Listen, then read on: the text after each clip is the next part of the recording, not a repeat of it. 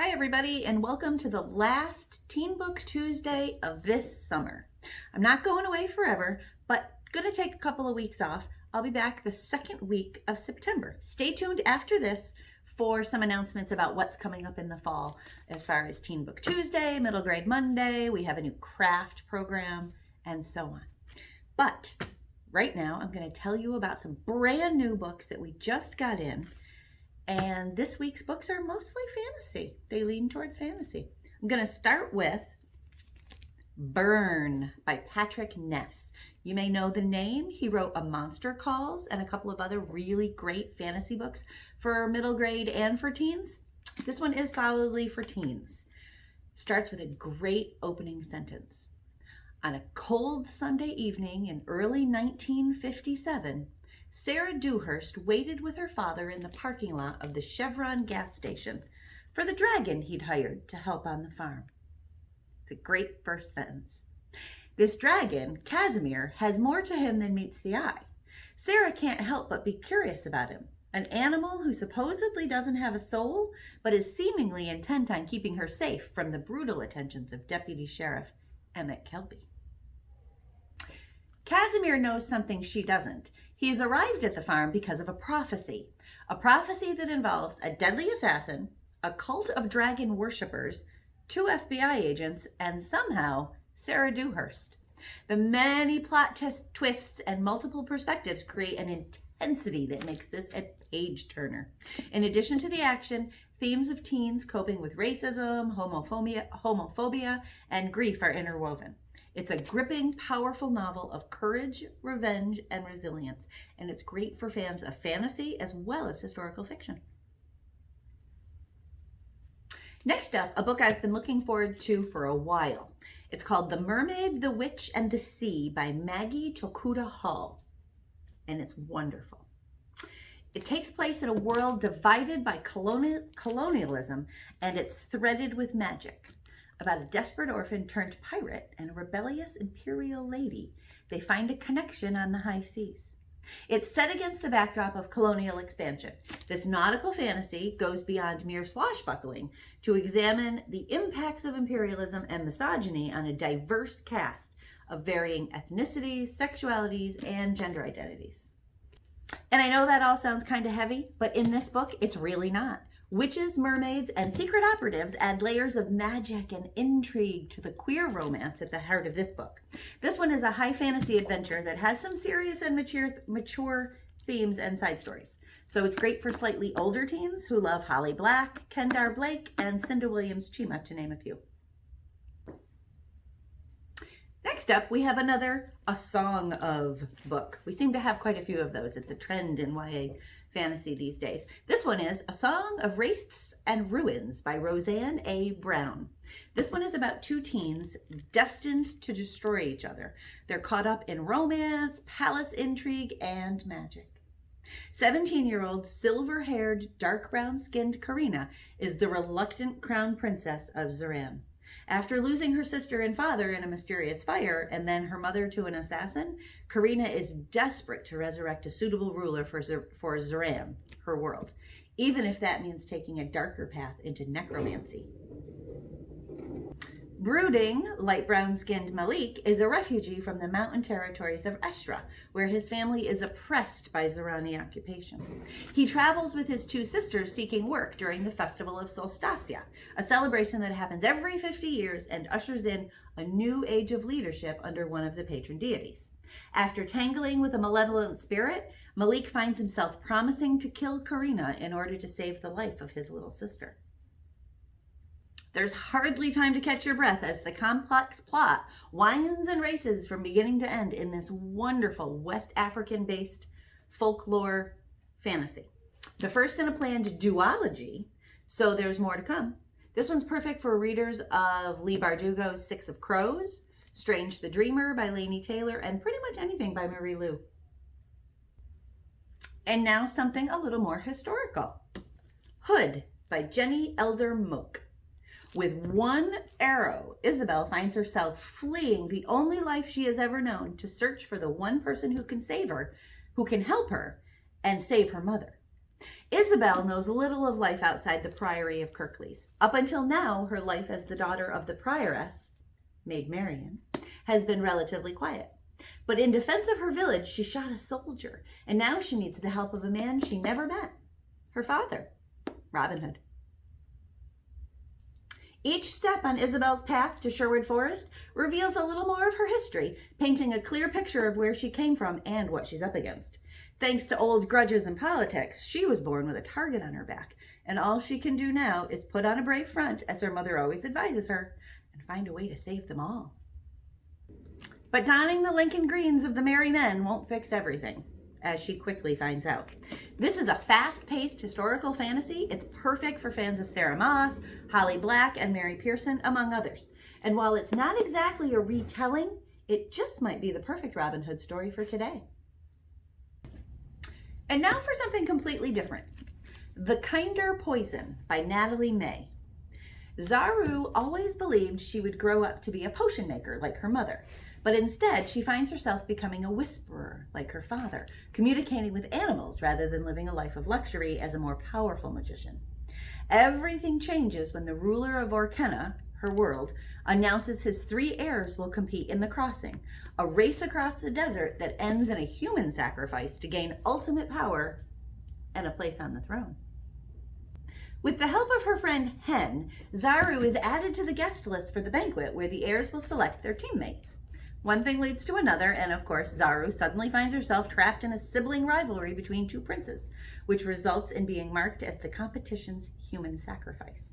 As she journeys across the desert with the heirs and their teams, Zaru must use not only her magic, but her strengths to change her fate, and maybe that of the kingdom.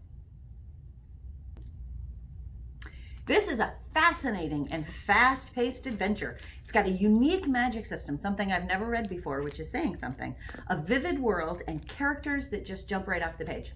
It's perfect for fans of the Throne of Glass series, the 3 Dark Crowns series, Children of Blood and Bone by Tommy Adeyemi, and Serafina by Rachel Hartman. Pretty much anyone who likes complex world-building fantasy.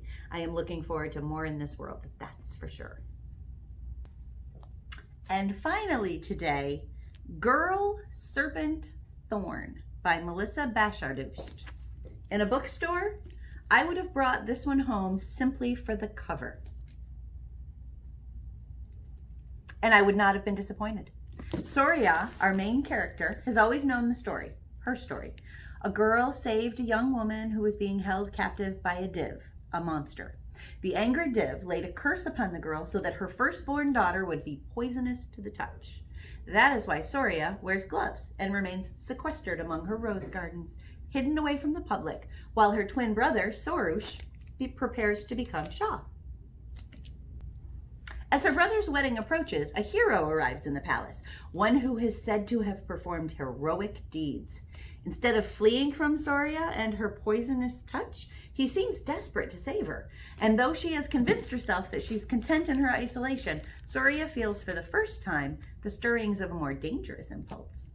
But in the dungeons of the palace is another div, one who understands more about Soria's curse than Soria does herself, and who may carry the key to breaking it, if only Soria can bring herself to trust her. This is a lush, lyrical, and diverse story. It's deeply rooted in the author's own Persian folklore and religion, with a world that simmers with magic, treachery, and romance. If you love intricately woven fantasy with a world you can just about get lost in, this one's for you. So there you go. 6 fabulous and very different fantasies. Something to get just about anybody started with your end of the summer reading. I hope that you have enjoyed Teen Book Tuesday this summer. If you are a teen in the Teen Summer Reading Program here at Manlius Library, your secret code for today is STATE, capital S-T-A-T-E, STATE. Head over to your account, click on the Teen Book Tuesday mission, and enter that word to complete today's activity. As I mentioned earlier, today is the last of the Teen Book Tuesdays for the summer, but I will be back in the fall. Stay tuned. In just a minute, I'll have a bunch of announcements about what's coming up in September and even into October and November for teens and tweens and pretty much anybody. I hope that you've enjoyed the Teen Book Tuesdays this summer. I know that I have. My reading list has grown exponentially, as I hope yours has as well. If you're interested in any of the books we've talked about, please head over to our website at manliuslibrary.org and click on the curbside service. You can fill out a form, we'll pull the books for you, and you make an appointment to come pick them up. Have a great week. Enjoy the rest of your summer. I'll see you in September, and happy reading.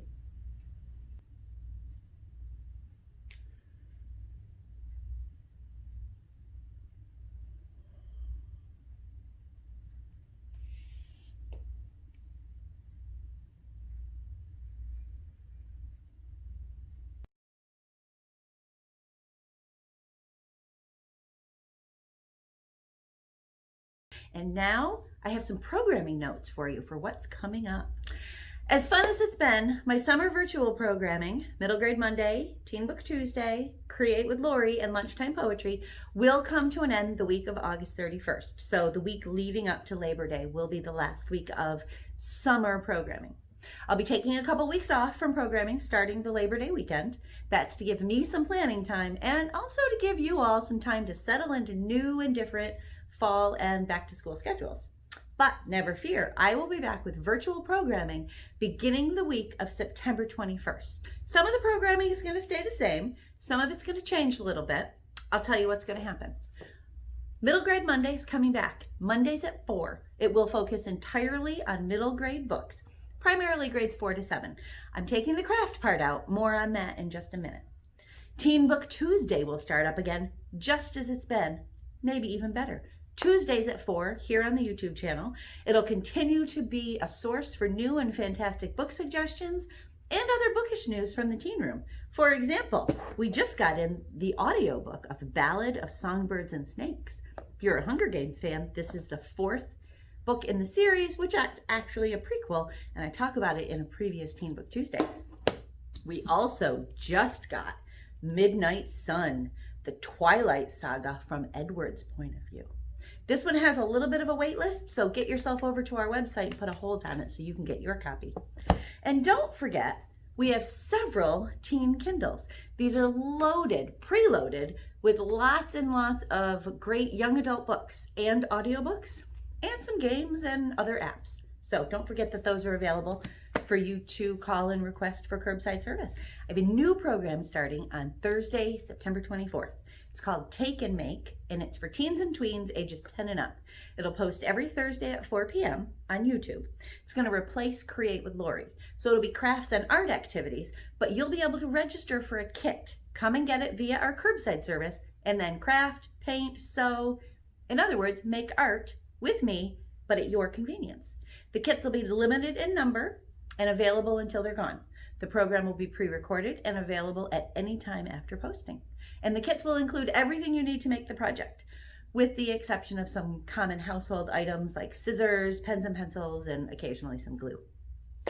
Lunchtime Poetry is taking a hiatus, but never fear, it will be back for National Poetry Month in April, and maybe even for some special occasions between now and then. And looking forward to later in the fall, I do have some new things I'm working on for October and November. First Fridays will be a monthly program starting in October with something different every month for teens and tweens, or anyone really. Maybe a scavenger hunt or an escape experience or a trivia contest. I'll present it via YouTube the first Friday of every month at 9 a.m. So stay tuned for details soon about the first Friday. Teen Trivia will start on October 7th. It's going to be every other Wednesday night at 7:30 on Facebook Live using Kahoot. You'll be able to compete individually or on teams for prize packs that you can pick up via our curbside service. And then in November, I know that's a long way away, but starting November 1st, Monday in a Mug. So alternate evenings, 7:30 on Facebook Live, I will show teens or anyone how to make things in a mug using basic ingredients and a microwave. I'll provide a list of ingredients ahead of time, and it'll be posted on our calendar. So watch for details about that. I think we're going to start with cake in a mug. In addition to my programming, Miss Wendy, of course, has a great lineup of programming for the younger set. And there's lots coming for adults as well, so stay tuned for that. We're also working on some different resources to help out with the challenges this new school year will bring for everyone. So stay tuned for more announcements about that. In the meantime, remember to take advantage of our curbside service. You can reserve and check out books, audiobooks, movies, even binge boxes, and so much more. Visit our website at manliuslibrary.org for more details and to make a curbside appointment. I hope you've found some small pleasure in the programming we've offered this summer. Enjoy the rest of your August. If you have any questions or comments about any of this, or suggestions for future programs or services that we could provide, please send me an email at lfinger@manliuslibrary.org. I'll see you in the fall. Be cool, stay well, and happy reading.